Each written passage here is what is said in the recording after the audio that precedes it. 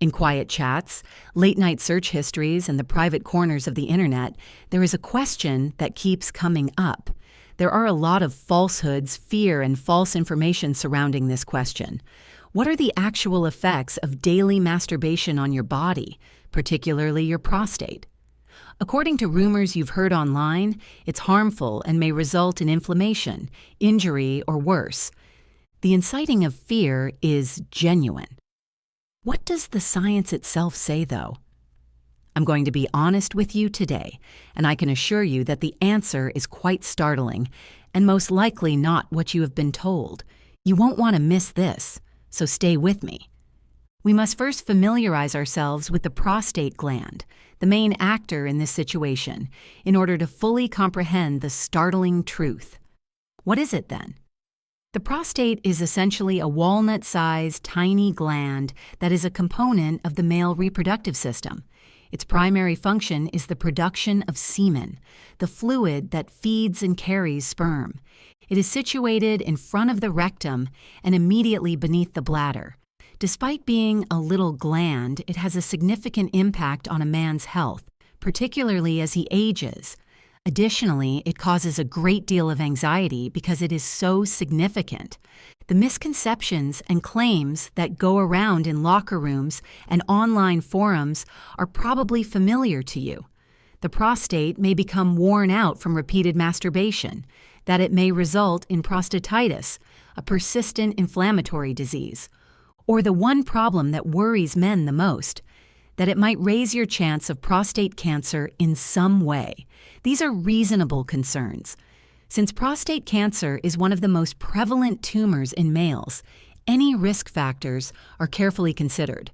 These anxieties were mainly ignored for decades, dismissed as folklore or moral cautions passed off as medical advice. However, scientists from one of the world's most prominent universities made the decision to cease speculating.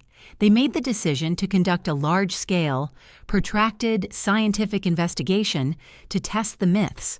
Furthermore, what they discovered not only refuted the myths, but also totally disproved them. It permanently altered the discourse surrounding masturbation and prostate health. What is the startling secret then? What was ultimately discovered by science? I'm talking about a historic research from Harvard University, which you've undoubtedly heard of, in particular the T.H. Tone School of Public Health at Harvard. Furthermore, this was no trivial survey. For nearly 20 years, they closely monitored the lives and health consequences of approximately 32,000 men.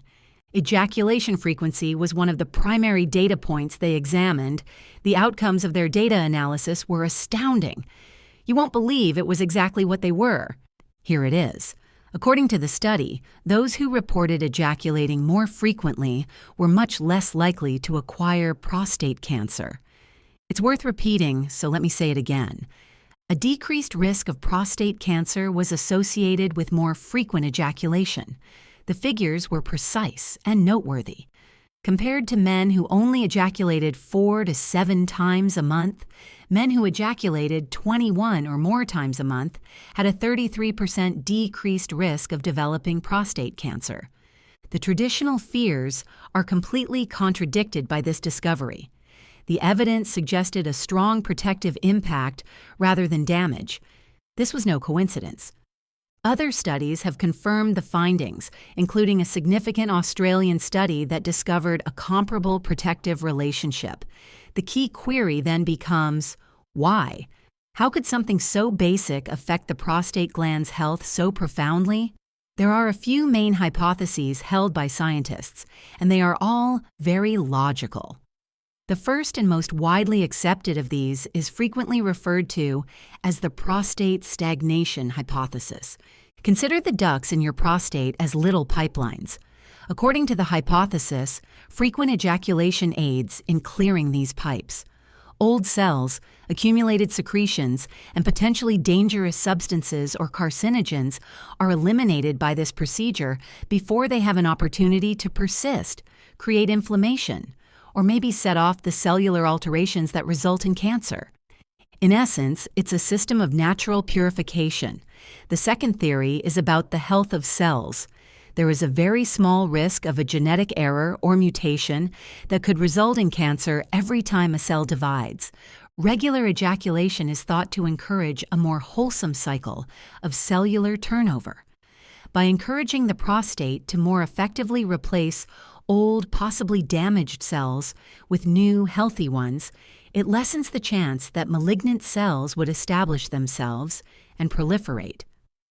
A third concept relates to inflammation and stress. Chronic inflammation is known to be a significant risk factor for a variety of cancers. Ejaculation is associated with a decrease in psychological stress and anxiety. It's possible that reducing stress will also reduce the body's overall inflammatory response, which would naturally improve the prostate's internal environment. Therefore, the science presents a clear picture when you consider everything. By clearing the system, encouraging healthy cell turnover, and maybe lowering inflammation, regular ejaculation, whether from masturbation or intercourse with a partner, seems to be important for preserving a healthy prostate. The combination is strong. Therefore, that science is amazing for knowing cancer risk and long-term health.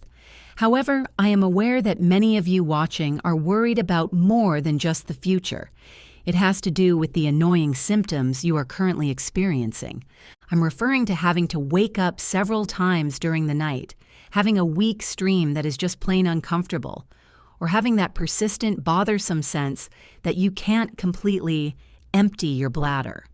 I want to take a moment to share something unique with you if that sounds familiar.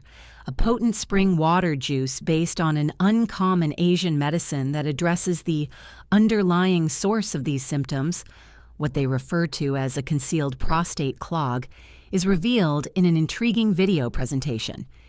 It is intended to offer prompt treatment for those particular problems. To view it, aim your phone's camera at the QR code that is currently displayed on the screen. On your phone, it will open immediately. Below this video, I've also included the direct URL as the top pinned comment.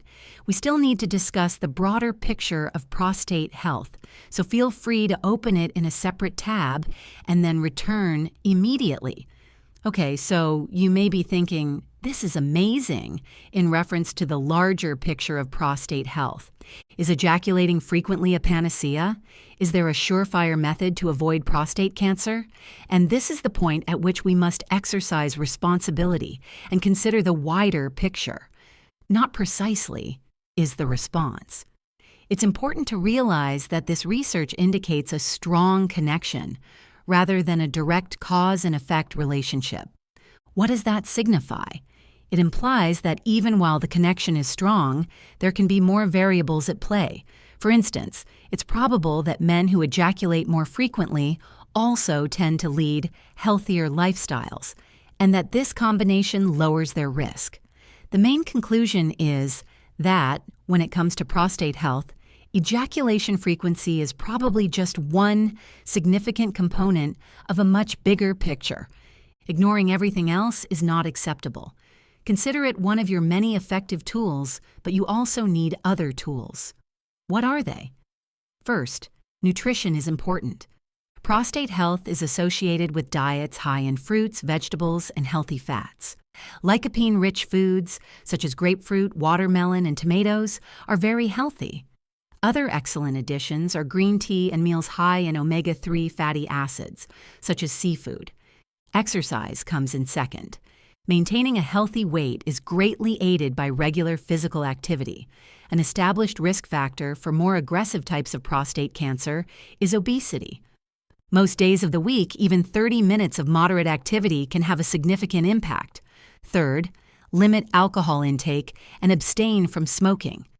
Both can have a detrimental effect on your general health and are associated with an elevated chance of developing different types of cancer. Finally, and maybe most significantly, take initiative.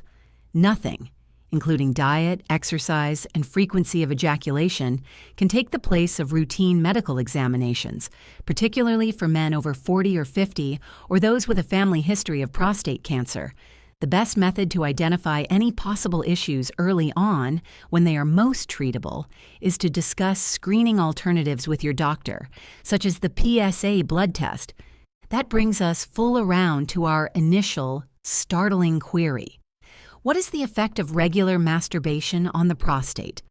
The shocking reality, supported by the best evidence, is that it may be one of the simplest acts, rather than the destructive one that myth and fear have depicted it as. The majority of natural actions you may take to help your prostate become healthier over time. It's not a panacea. It cannot take the place of regular medical checkups and a healthy lifestyle. However, the evidence is strong. When it comes to maintaining long-term prostate health, a good sexual life, which includes masturbation, is a partner, not an adversary. Please hit the like button if you enjoyed this video and would want to see more health myths dispelled using actual facts.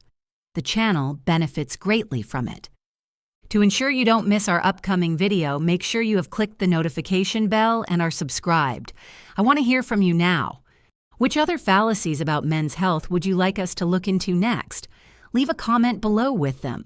Continue to be interested and healthy, and I'll see you in the future video.